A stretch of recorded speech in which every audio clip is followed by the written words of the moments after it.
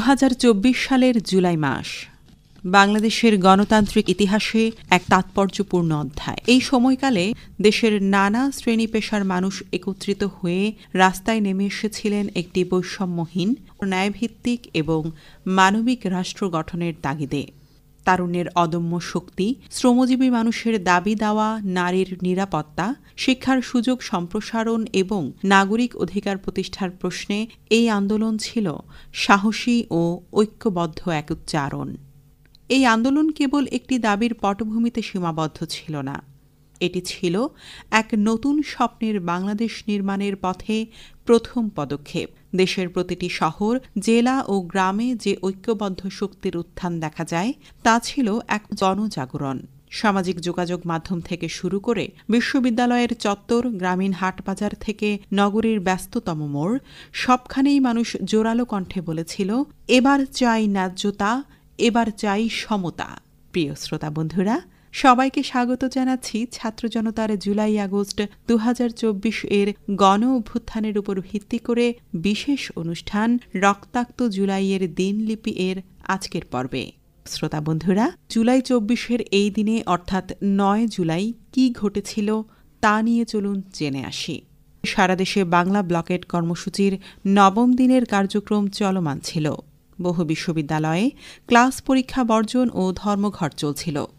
ঢাকা বিশ্ববিদ্যালয় কেন্দ্রীয় গ্রন্থাগার থেকে মিছিল শুরু হয়ে নীলক্ষেত সায়েন্স ল্যাব, বাটা সিগন্যাল ঘুরে শাহবাগ মোড় অবরোধ করা হয় প্রায় 1.5 ঘণ্টা।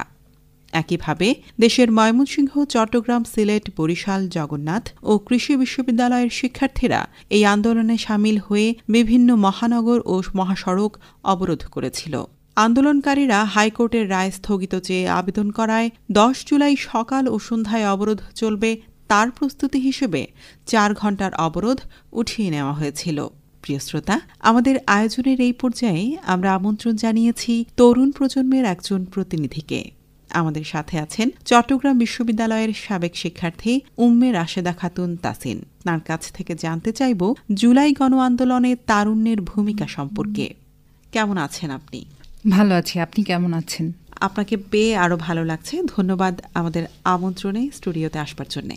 আসলে এটা আমার জন্য আরো বেশি গৌরবের একটা বিষয়, কারণ বাংলাদেশের পুনর্জন্মের পেছনে জুলাই গণ অভ্যুত্থান একটা বড় ভূমিকা পালন করেছে। আমি বলবো জুলাই গণ অভ্যুত্থানের মধ্য দিয়েই বাংলাদেশের একটা নতুন জন্ম হয়েছে। সেই নতুন একটা জন্ম নেওয়া শিশুকে নিয়ে আমাদের যেই ধরনের আনন্দ কাজ করে, আবেগ কাজ করে, তার পেছনে আমাদের যে পরিমাণ শ্রম কাজ করে, যে কষ্টটার মধ্য দিয়ে আমরা তরুণ সমাজে গিয়েছি এই বাংলাদেশকে জন্ম দিতে গিয়ে, যে পরিমাণ রক্ত শ্রম দিয়েছি আমরা, সেটা নিয়ে কথা বলতে গেলে অবশ্যই সেটা আমার জন্য একটা আবেগের এবং গর্বের জায়গা বলে আমি মনে করি। আসলে এই আবেগের বিষয়, এই জুলাই গণ অভ্যুত্থানে তারুণ্যের ভূমিকা, এই বিষয় নিয়ে যদি আপনার কাছে জানতে চাই, আমরা প্রথমে জানতে চাইব শুরুটা কিভাবে হয়েছিল, অর্থাৎ এক কথায় এর পেছনের ঘটনাটুকু যদি আমাদের শ্রোতা বন্ধুদের উদ্দেশ্যে বলতেন। খুব সরলভাবে যদি আমি বলতে যাই, জুলাই গণ অভ্যুত্থানটা প্রথমে খুবই একটা নিরহ আন্দোলন ছিল, যেটার মধ্যে কোনো সহিংসতা ছিল না, শুধুমাত্র অধিকার আদায়ের একটা এবং ন্যায্য অধিকার আদায়ের জন্য একটা দাবি ছিল। সেই দাবি থেকেই আমরা আসলে ধীরে ধীরে বিভিন্ন ঘটনা প্রবাহের মধ্য দিয়ে আজকের নতুন বাংলাদেশে দাঁড়িয়ে। এবং আমি যদি বলতে যাই এটার সূত্রপাতটা আমি চিন্তা করতে যাই, তাহলে কোটা আন্দোলন থেকেই কিন্তু আমাদের এই জুলাই গণ অভ্যুত্থানের শুরু, যার মূল ঘটনার সূত্রপাত আমি 2018-তে ধরি। 2018-তে আমরা কোটা বিরোধী আন্দোলন করেছি। আমরা তখনও বিশ্ববিদ্যালয়ের শিক্ষার্থী ছিলাম এবং আমরা কিন্তু, আমি চট্টগ্রাম বিশ্ববিদ্যালয়ের শিক্ষার্থী, আমরা কিন্তু চট্টগ্রাম বিশ্ববিদ্যালয়ের শিক্ষার্থীরা এবং তখনও কিন্তু বিভিন্ন শিক্ষা প্রতিষ্ঠানের শিক্ষার্থীরা আমরা কোটা আন্দোলন করেছি। জিসির মোড়, এই যে 16 শহর স্টেশন, আমরা সেখানে বসে আন্দোলন করেছি। কিন্তু ঠিক সেই মুহূর্তেও তৎকালীন যে স্বৈরাচারী সরকার ছিল তারা কিন্তু সঠিক সিদ্ধান্তটা নিতে পারেননি বলেই আমরা কিন্তু আবার দেখি যে তারা তখন কিন্তু কোটা ব্যবস্থাটাকেই বাতিল করে দিয়েছে। এবং যার পরিপ্রেক্ষিতে আমরা দেখি এই 2024-এ এসে সেই 5 জুন হাইকোর্ট থেকে একটা রায় আসে যে সরকার কর্তৃক জারিকৃত যে আবেদনটা হয়েছিল সেটাকে খারিজ করে দেয়া হয়। এবং এর প্রেক্ষিতেই ঢাকা বিশ্ববিদ্যালয়ের ব্যানারেই কিন্তু প্রথম কোটা আন্দোলনটা শুরু হয়েছে। এই 56% কোটাটাকে বাতিল করবার জন্য আমরা একটা তীব্র আন্দোলন জানাই। প্রত্যেক ছাত্র সমাজ পরে কিন্তু আমরা এটার সাথে যুক্ত হয়েছি এই আন্দোলনে, একসাথে সবাই অংশ নিয়েছে। জি অবশ্যই। একদম বৈষম্য বিরোধী যে চেতনাটা রয়েছে সেটাই এই আন্দোলনের পেছনে মূল একটা চালিকা শক্তি ছিল। কারণ আমরা অবশ্যই সকলের যেটা স্বাভাবিক জন্মগত স্বাভাবিক অধিকার, আমি আমার মেধার ভিত্তিতে আমার শ্রমের ভিত্তিতে একটা অবস্থান তৈরি করতে পারবো, সেটাই তো একটা মানুষের জন্য স্বাভাবিক প্রত্যাশা। সেটা নিয়ে আমাদের আন্দোলন করতে হয়েছে, এমন একটি অবস্থানে আমাদের আসতে হয়েছে। এবং আমি বলবো আমাদের বর্তমান তরুণ সমাজের মধ্যে এই চেতনা শক্তিটা এতটা তীব্র ছিল বলেই আমরা আজকে আমাদের সেই ন্যায্য অধিকারটা আদায় করতে পারি। এই যে জুলাইয়ের গণঅভ্যুত্থানটা ঠিক কোন সময়ে এসে, প্রথমে তো এটি আন্দোলন ছিল, কোটা বিরোধী আন্দোলন ছিল, তো ঠিক কোন সময় এসে এই আন্দোলন নতুন মাত্রা পেয়েছে বলে আপনি মনে করেন? আমি যদি জুলাই গণঅভ্যুত্থানের ঘটনা প্রবাহটা দেখি, এই যে শুরু হলো 5 জুন কোটা বিরোধী আন্দোলন, সেই ঢাকা বিশ্ববিদ্যালয় থেকে এর বিরুদ্ধে আন্দোলনের ডাক দেয়া হয়।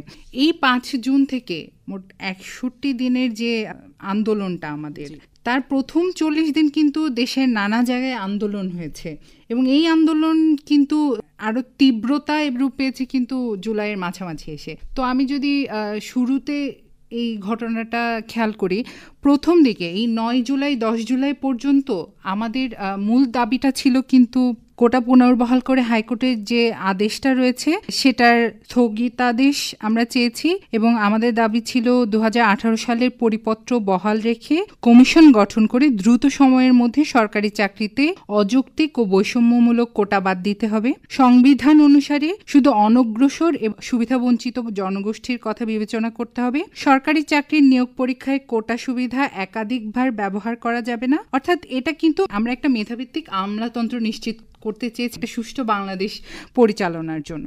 এর পরবর্তীতে আন্দোলনটা আরো বেশি বেগবান হয়েছে গণভবনে, যখন স্বৈরাচারী শাসক তৎকালীন যিনি ছিলেন তিনি যখন বৈষম্যমূলক একটি বক্তব্য রেখেছেন যে মুক্তিযোদ্ধার নাতিপুতিরা পাবে তো কি রাজাকারের নাতিপুতিরা পাবে। এই যে তিনি একটা ন্যায্য অধিকারকে তার সুবিধা অনুসারে ক্যাটাগরাইজ করে ফেললেন, একটা নেগেটিভ ক্যাটাগরাইজ করে ফেললেন। এর প্রতিবাদেই কিন্তু আমরা দেখছি যে ঢাকা বিশ্ববিদ্যালয় থেকে সেদিন রাতেই স্লোগান বের হয়েছে, তুমি কে আমি কে, রাজাকার রাজাকার, কে বলেছে স্বৈরাচার স্বৈরাচার। এমনকি এই ধরনের স্যাটায়ার বক্তব্যকেও আমরা দেখেছি কিভাবে আমাদের বিরুদ্ধে কাজে লাগানোর চেষ্টা করেছে, যে আমরা নিজেদেরকে স্বঘোষিত রাজাকার বলছি। কিন্তু আমরা মূল যে বক্তব্য রাখতে চেয়েছি সেটা কিন্তু সকলের কাছে স্পষ্ট ছিল। শুধুমাত্র দমন নিপীড়নমূলক একটা যে মনোভাব ছিল সেই সরকারের, সেই স্বৈরাচারী সরকারের, সেই কারণে আমি বলবো আমাদের এই আন্দোলনটা এত বেগবান হতে পেরেছে। এবং তার পেছনে মূল যে চালিকা শক্তিটা ছিল এবং আন্দোলনটা আরো বেগবান হয়েছে এই জায়গায় এসে, যখন ঢাকা বিশ্ববিদ্যালয়ের হলগুলো বন্ধ করে দিল, যখন ঢাকা বিশ্ববিদ্যালয় বন্ধ করে দেওয়ার পরে বেসরকারি বিশ্ববিদ্যালয়ের শিক্ষার্থীরা, যেখানে আমরা মনে করি বেসরকারি বিশ্ববিদ্যালয়ের শিক্ষার্থীদের সরকারি চাকরির প্রতি তেমন আগ্রহ থাকে না, তখন ঢাকা কেন চট্টগ্রামের, আমাদের চট্টগ্রামের পোর্ট সিটি, প্রেমিয়ার, আইআইইউসি, সকল বিজিসি ট্রাস্ট, এমনকি কলেজের, আপনি যদি একটু মনে করবার চেষ্টা করেন, স্কুল কলেজের শিক্ষার্থীরা পর্যন্ত এই আন্দোলনে যুক্ত। পুরো বাংলাদেশে সকল বিশ্ববিদ্যালয়ের সকল শিক্ষা প্রতিষ্ঠানের শিক্ষার্থীরা সেদিন মাঠে নেমে এসেছিল। এই জায়গায় গিয়ে আন্দোলনটা একটা নতুন মাত্রা পেয়েছে। তারুণ্যের যে শক্তিটা, সেই তারুণ্যের শক্তিটাই এই গণ আন্দোলনটাকে গড়ে তুলতে। এবং শিক্ষার্থীদের কথা যদি ধরেন, আমরা তো বেসরকারি সরকারি বিশ্ববিদ্যালয়ের শিক্ষার্থীর কথা বলছি। একজন মাদ্রাসার ছাত্র ছিল, সে এইচএসসি পরীক্ষার্থী ছিল আশকান আউলিয়া ডিগ্রি কলেজের, সে মারা গেছে এই আন্দোলনে। অনেক ধন্যবাদ, চমৎকার ভাবে বলেছেন, উপস্থাপন করেছেন, অনেক অনেক ধন্যবাদ জানাচ্ছি আপনাকে। ধন্যবাদ আপনাকেও। রক্তাক্ত জুলাই শুধু একটি মাস নয়, আমাদের প্রতিবাদের, প্রতিরোধের আর নতুন আশার ইতিহাস। এই জুলাইয়ে আমরা দেখেছি চোখে জল নিয়ে মানুষ কাঁধে কাঁধে মিলিয়েছে, রাস্তায় উচ্চারিত হয়েছে দাবির জোয়ার, বৈষম্যহীন মানবিক গণতান্ত্রিক এক বাংলাদেশের প্রত্যাশায়।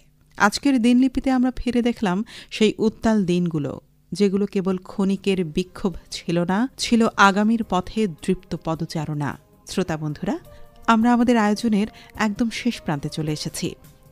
জুলাই গণ আন্দোলন নিয়ে একটি গান শুনতে শুনতে শেষ করব আজকের পর্ব। আপনাদের সাথে এতক্ষণ ছিলাম আমি জেবুন নাহার শারমিন। নিশ্চয়ই পরবর্তী কোনো আয়োজন নিয়ে আবারও হাজির হব শীঘ্রই। সেই পর্যন্ত সকলেই ভালো থাকুন, সুস্থ থাকুন। আল্লাহ হাফেজ। ছাত্র জনতা, দেশটাকে দিয়েছো তোমরা নতুন স্বাধীনতা। স্যালুট স্যালুট স্যালুট জানাই ছাত্র জনতা, দেশটাকে দিয়েছো তোমরা নতুন স্বাধীনতা। দীপ্ত শপথে এগিয়ে এসেছে নতুন দেশ গড়ায়, উল্কার বেগে ছুটে গিয়েছে তারুণ্যের সব নেতা। দীপ্ত শপথে এগিয়ে এসেছে নতুন দেশ গড়ায়, উল্কার বেগে ছুটে গিয়েছে তারুণ্যের সব নেতা। স্যালুট স্যালুট স্যালুট জানাই ছাত্র জনতা, দেশটাকে দিয়েছো তোমরা নতুন স্বাধীনতা।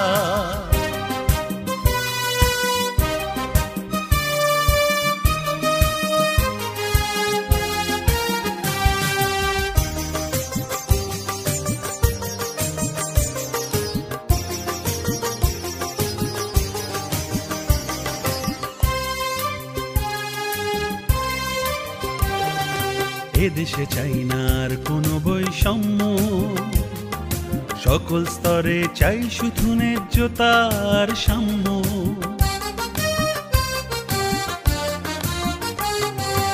এদেশে চাই না আর কোনো বৈষম্য, সকল স্তরে চাই শুধু ন্যায্যতার সাম্য। ফ্যাসিবাদী দূর করেছে বাংলার জনতা, সুন্দর বাংলাদেশে গড়তে চাই সবার একতা। ফ্যাসিবাদী দূর করেছে বাংলার জনতা, সুন্দর বাংলাদেশে গড়তে চাই সবার একতা। স্যালুট স্যালুট স্যালুট জানাই ছাত্র জনতা, দেশটাকে দিয়েছো তোমরা নতুন স্বাধীনতা।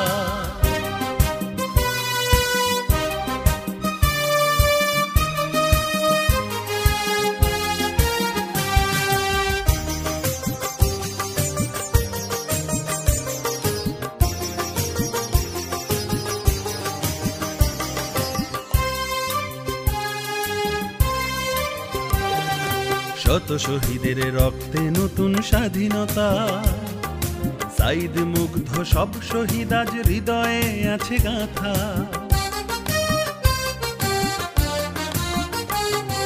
শত শহীদের রক্তে নতুন স্বাধীনতা, সাইদ মুগ্ধ সব শহীদ আজ হৃদয়ে আছে গাঁথা। নব উদ্যমে ঝাঁপিয়ে পড়ো, গড়ো বাংলাদেশ, দেশের সেবায় এগিয়ে যাও ছাত্র জনতা।